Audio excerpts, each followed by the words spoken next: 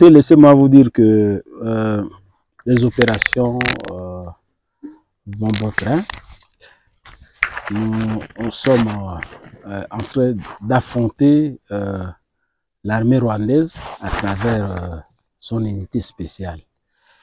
Aujourd'hui, nous nous retrouvons dans ce contexte et dans cet espace pour vous démontrer l'implication du Rwanda à travers son armée.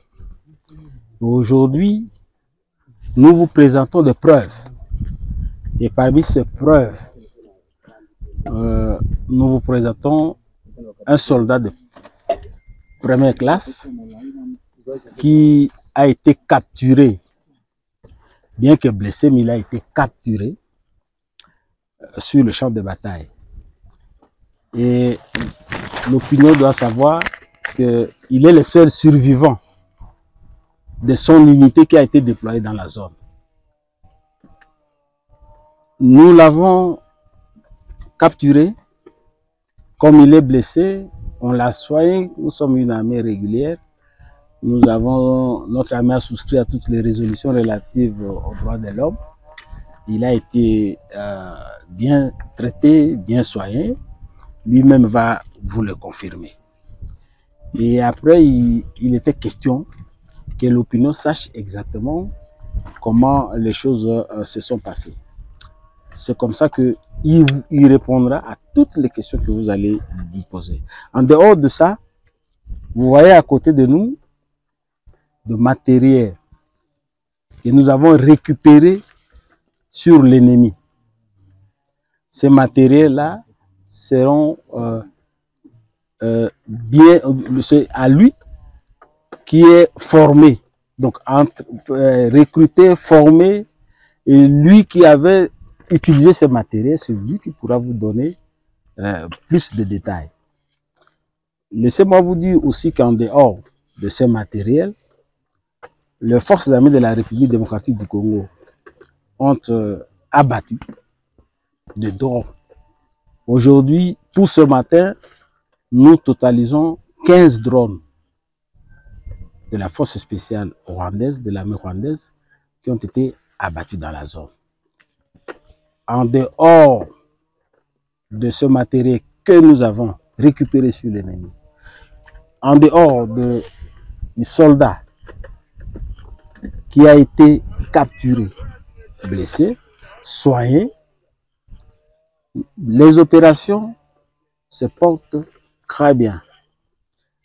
En ce qui concerne les détails, nous avons récupéré Luhanga, Kasiki, dans la chefferie de Bamate. L'ennemi qui tentait de s'aventurer sur la localité de Ndoluma a été démystifié et nous avons récupéré Ndoluma. Aujourd'hui, les opérations se déroulent dans les environs de Mambasa et Alimbongo. Voilà ce que nous pouvons dire brièvement sur l'évolution des opérations dans cette zone. Il y a peu la population de Lubero Centre était pratiquement dans les Kivu, surtout lorsque le voyait des déplacés de guerre. Aujourd'hui, quel est l'état d'esprit de la population au regard de ce que vous avez bâti comme travail sur le terrain? Nous avons fait ce qui est prévu. Nous avons donné le meilleur de nous-mêmes et nous continuons à le faire. C'est à la population maintenant d'apprécier si le travail c'est bien fait ou bien il y avait une sorte de psychose dans la ville. Aujourd'hui, c'est vous qui venez de la ville, c'est à vous de nous dire si la population continue à s'inquiéter.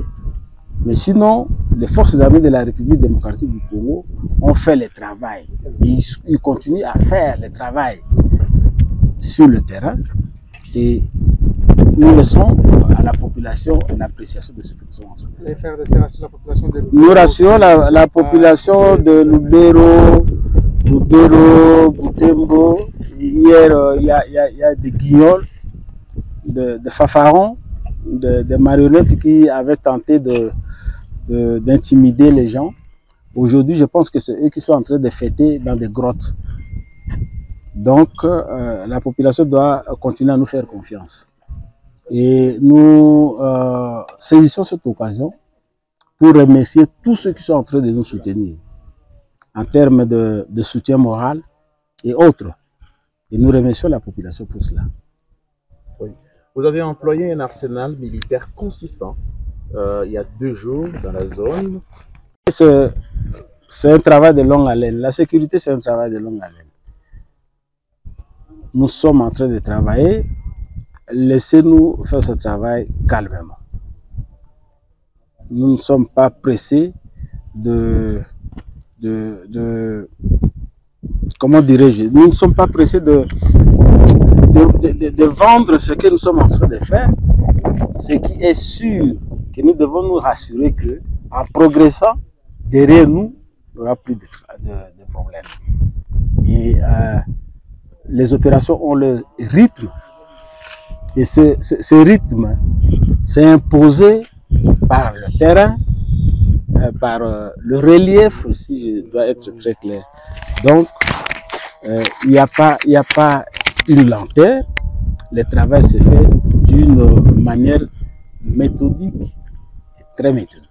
Vous avez dénoncé il y a quelques jours également dans un communiqué sur les réseaux sociaux. Les civils constituent ce que je peux appeler des victimes des dégâts collatéraux. Parce que apparemment, l'armée rwandaise, à travers les forces spéciales, ne respecte pas les droits de l'homme. Il y a des témoignages, et même vous allez le constater à travers le militaire qu'on a capturé, qu'ils ont placé dans des écoles, des églises, des armes. Et chaque fois qu'ils savent qu'ils sont en difficulté, c'est dans des écoles, des églises qui se cachent.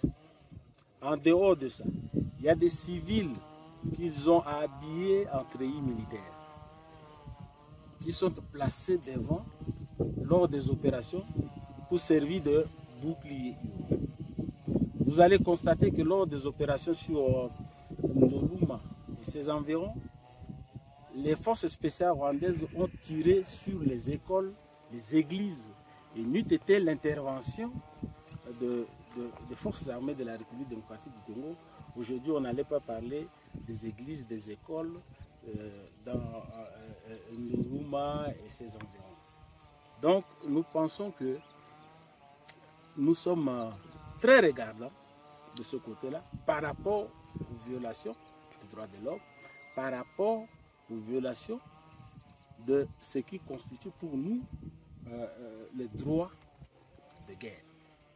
Colonel, certains éléments sont aussi accusés de faire de ces bien entendu de quelques cas de dérapage, notamment des pillages des biens de population. Est-ce que vous confirmez cela? Et si c'est vérifié? Écoutez, le brebis galeuse ne manque pas dans des opérations militaires. C'est vrai peut-être qu'il y a eu des cas comme ça, mais laissez-moi vous dire que la justice est déjà activée et que l'auditorat militaire est en train de travailler par rapport à cela. Il y a des militaires qui se sont mal comportés, qui ont été arrêtés, condamnés, et vous suivez ça sur les réseaux sociaux. La population elle est en train de se déplacer dans des milieux là où il y a des offensifs. Y a-t-il un convoi humanitaire qui est prévu ou bien y a-t-il des mesures prises? Nous sommes en train de travailler par rapport à cela. Il faut qu'on organise le convoi. D'abord évacuer les dépendants des militaires qui constituent quand même qui sont un problème dans cette zone ici. Et aussi nous pensons que les organisations non gouvernementales peuvent intervenir pour s'occuper des déplacés qui sont un peu partout et nombreux dans la zone. À ce stade où les prouesses sont enregistrées du côté de l'armée, pouvez-vous rassurer qu'il n'y aura plus de replis? Écoutez, ne soyez pas, distraits. Le mot repli est dans le jargon et le langage militaire.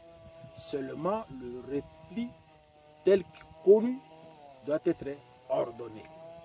Et lorsque c'est ordonné, vous civils, vous ne comprenez pas. Vous appelez ça fuite, vous appelez ça débandade.